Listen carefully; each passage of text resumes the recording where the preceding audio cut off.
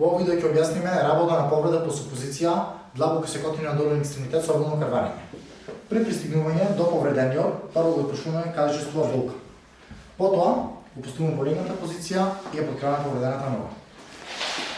Со стерилна газа ја препокриваме повредата, вршиме директно притисок низ таа.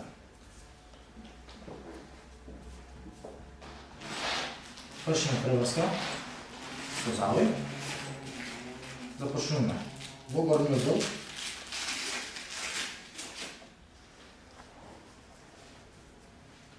и правиме триъгълниче за притврстување на заводот.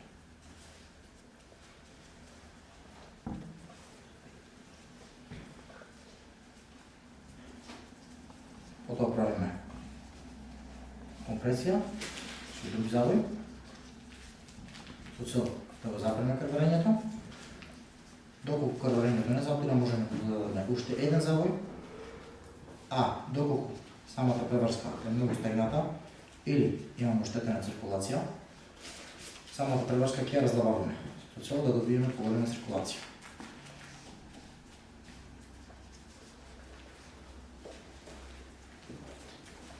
Преврската завршуваме во горна во каде што сме почнале. Самиот завод да не се визга.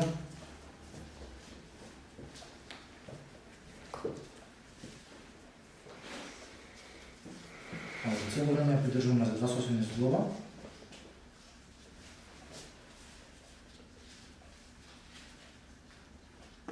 И потоа имаме имобилизација со 5 триаголни марами.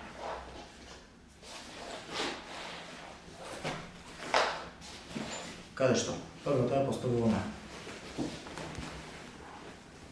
каде добовите, ја поставуваме од страната на здравата нога,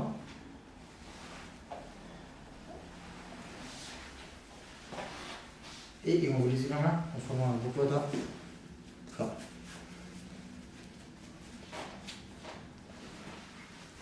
Потоа, истото место ние зад колената, едната марама оди во висина на грлицата,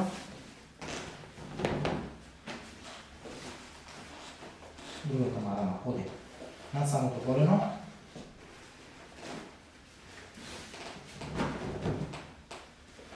третата марама оди под повредата и четвртата марама на повредата. Врзуваме на страната на здравата нога,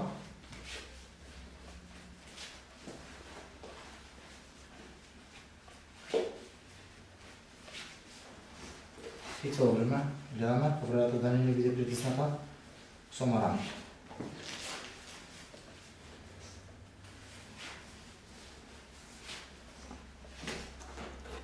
И не заборавајте, секогаш да го зберете алипи податоците, да го известите тим лидерот за се што сте направиле, тим лидерот да повикне итна медицинска помош во првите 3 минути и секогаш да ги тешите и охрабрувате самите повредени.